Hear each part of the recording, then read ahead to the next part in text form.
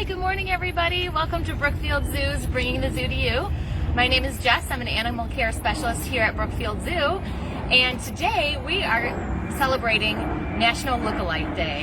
And we figured what better way to celebrate this day than to discuss Brookfield Zoo's one of their most famous lookalike pairs, our male African lion brothers, Titus and Brutus. So they are right over here for you guys to check out. These guys are siblings from the same litter.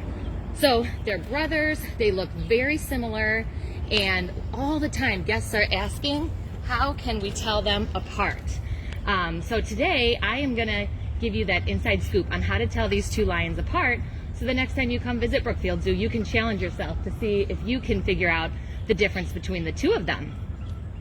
So there's two, I think, most obvious physical characteristics. The first is the black hair that's on their body, not on their mane, but on other parts of their body. So Brutus in the back there, if he turns a little bit, we can see that he doesn't have a ton of hair on his shoulders or his belly. But if you look at Titus up front, that belly hair is a big giveaway. That black belly hair spans almost his entire midsection, and that is something that's very prevalent on Titus, but not on Brutus, if you can kind of see the difference there. And also, Titus has the black fur behind his shoulders. We kind of like to say that it looks like Titus is almost wearing a vest of black fur, and Brutus's black fur doesn't go as far back behind the shoulders as Titus's does. So that is the easiest way from far apart to tell them apart, and you can even tell sometimes when they're laying down by our viewing window. If you can see their bellies, then you can probably tell the difference between the two of them. They also have, their manes are slightly different right above their forehead. So right on the top of their head, above their forehead, Titus has like shorter, kind of frizzy hair right at the top, and Brutus has like longer, straight hair right at the top. So it's a little more subtle to see, and you might not be able to tell the difference unless you see them side by side looking at you. But that is another way that we can tell these two guys apart. And if you're just joining us, like I said, we're celebrating the National Lookalike Day, and we're talking about ways to tell our two lions apart. And if you guys have any questions along the way, please feel free to comment, and I can answer any questions you want about the lions. How can you tell their difference in their personalities? Great question. So they do have quite a bit of a difference in their personalities. We like to say that Brutus, who is up front right now, he's our more laid-back lion. And the way that we can tell that is kind of when they enter a space. If we send them into a space, Brutus typically walks in, casually looks around, maybe plays with something, and then lays down, gets comfy, plops down, and takes a nap. Very laid back. And then Titus, his brother, is a little different. He walks into a space with his eyes wide, and he is just ready to investigate his whole environment 150%. He's got big eyes, he's looking at everything, he's ready to react to anything he finds.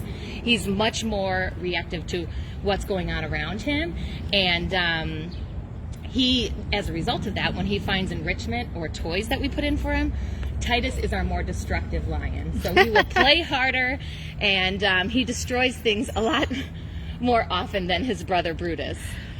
So that's a really cool personality difference. We can also see their personality difference a little bit based on the way they react to their favorite food item. So what they love the most is a meaty bone, and if both of these lions, if they sense that there's a meaty bone that's going to be offered to them that day, they both get very excited about it.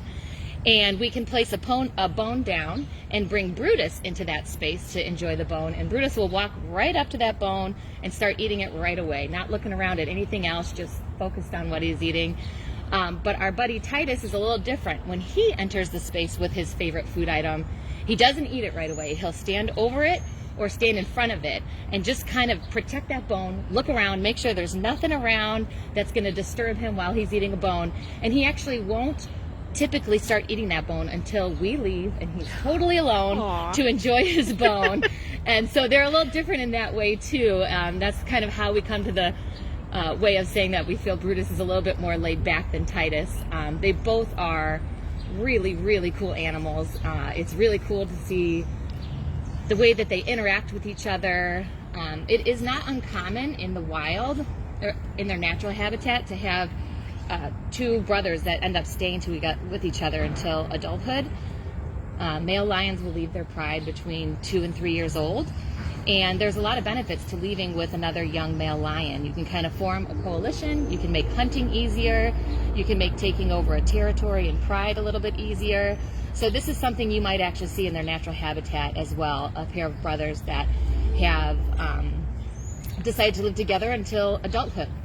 Usually the lions reach their kind of prime around 5 years old, and that's when they would look to take over a territory or pride.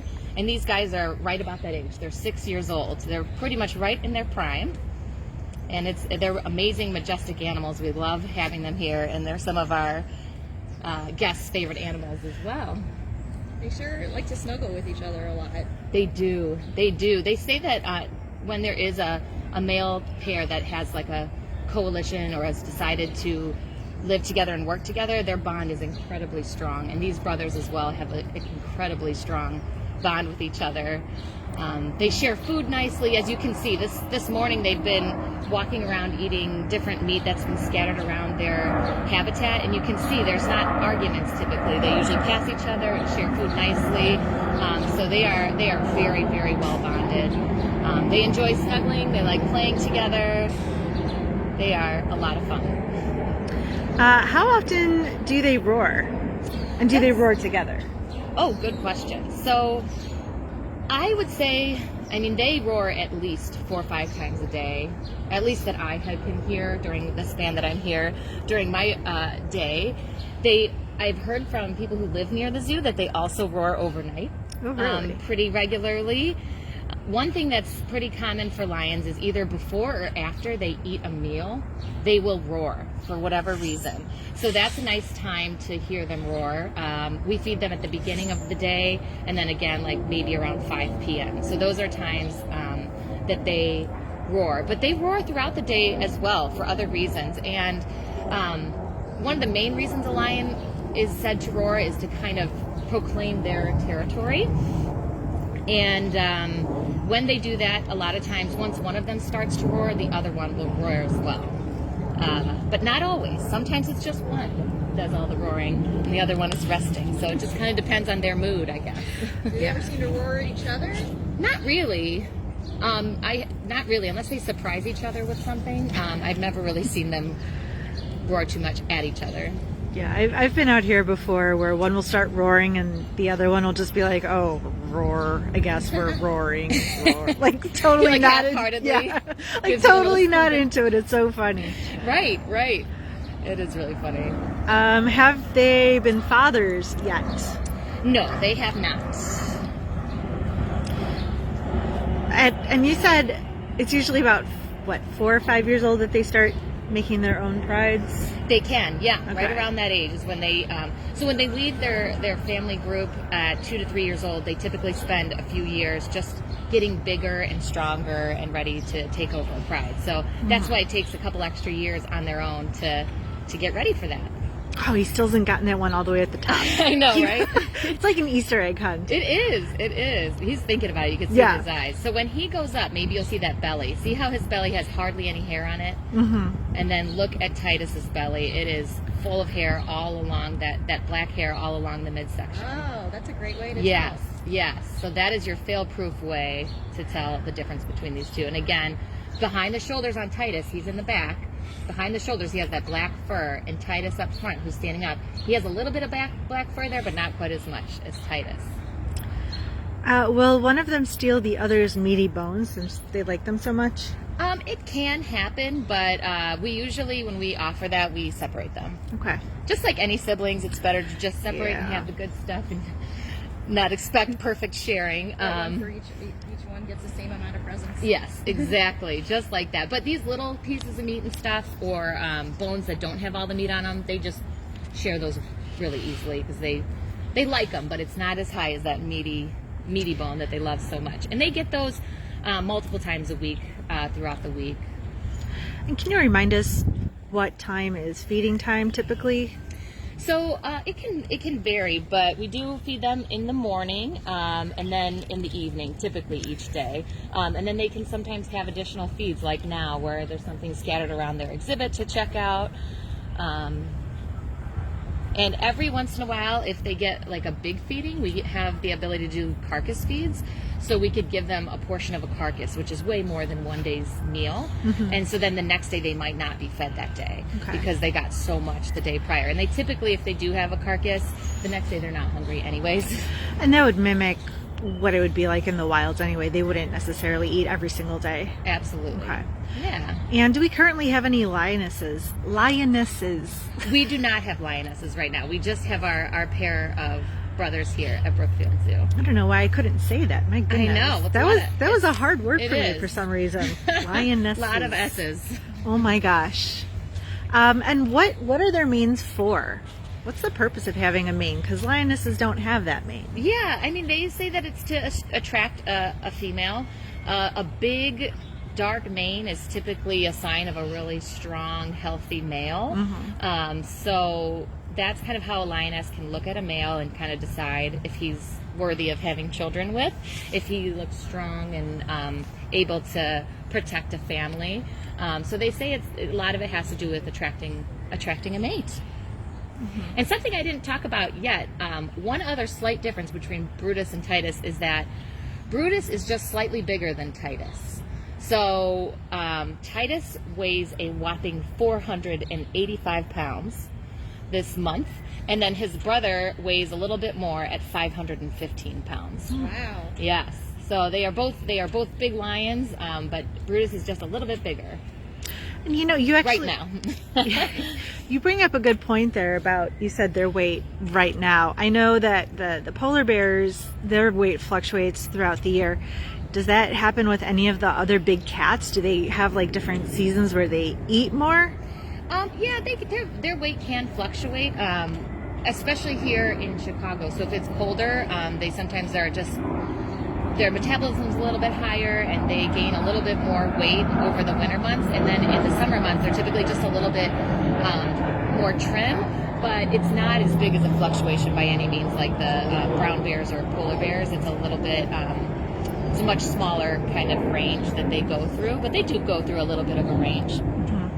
So just a few minutes ago, I happened to get one of these geese in the shot over here, looking very upset that we are we're over here right now. Someone wanted to know if one of the geese went in there, if they would go after them. Yes, they could. So if a goose makes a poor decision to walk into or fly into a lion habitat, the lion technically could catch and consume a goose. These guys have not done that yet, but it is a possibility. But as you can see, these geese are respectfully staying on their side of...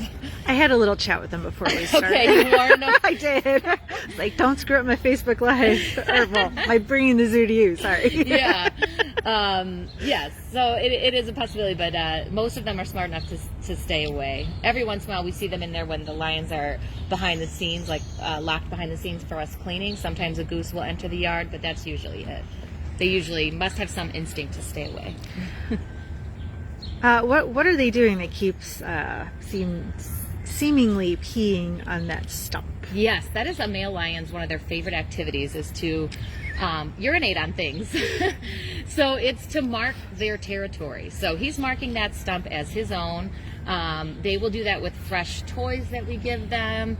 A lot of times in the morning when they're first let out onto their habitat, they'll do that. They're just kind of remarking and reaffirming that this is their space. It's one of the best ways they know how to do that, besides roaring, is peeing on things. Well, that's fun. Yes. Sorry, did you have a question over there, Lisa? I've been sort of taken over. A lot of the questions have been the same ones that have popped up here. Okay, so. cool. How long do they sleep each day? Oh, good question. So lions are sleepy animals. So a lot of that has to do with conserving energy, especially in the middle of the day when it's really hot. So their most active times are morning and evening. But they love to sleep. And seeing them, my guess is that lots of times when you visited, they are sleeping, and that is a natural day for a lion, is lots of sleeping. You might even see that in your own house cat. You might see that they sleep a lot as well. So Did he just sneeze? He did. Okay. A little lion sneeze. Jess, what's your favorite thing about the lions? I think what's my favorite thing about especially these two lions is just the way that they remind me that I am not the most important thing in the world. They are humbling to work around and majestic and just incredible. So anytime I'm in their presence, I'm very, very humbled, and it's a really, really cool thing. Other than food, what type of enrichment do they get? Oh, all sorts of things. So in the category of peeing on things, that's a lot of what we think about is different things that they might want to urinate on. So like substrates, like little shavings or straw or hay, especially if it smells like something else, like perfume or spices. They get stuff like that. They also get things that they can destroy and kind of kick around. Like they might get these. We have these naturalistic looking balls that look like rocks that they can smack and throw around. We can put fresh logs for them to scratch their nails on. All sorts of different things. We can hang things up for them to kind of jump up and grab on. And they like all that kind of stuff. Different places to rest, since they do like to rest so much. Giving them different beds to choose to lay on, and places to relax is another good option. They really like a lot of different things. These guys are interesting because they like their pool. There's a little pool behind Titus here, and if we place in the summertime, if we place enrichment in that pool, I'll be quiet.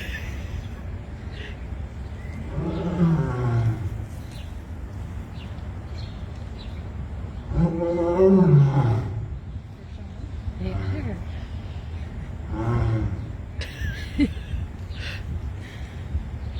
And that right there is a pretty partial roar. Yeah, that was very He can do so much better if he wanted to. That was a very quiet one, but it was something. Maybe that was the grand finale. Yes. A little something to say goodbye to y'all. Thank you so much for joining me today to talk about the lions, and happy National Lookalike Day. I hope you guys enjoy the video, and please feel free to come check them out and see if you can tell the difference in person. Have a good day.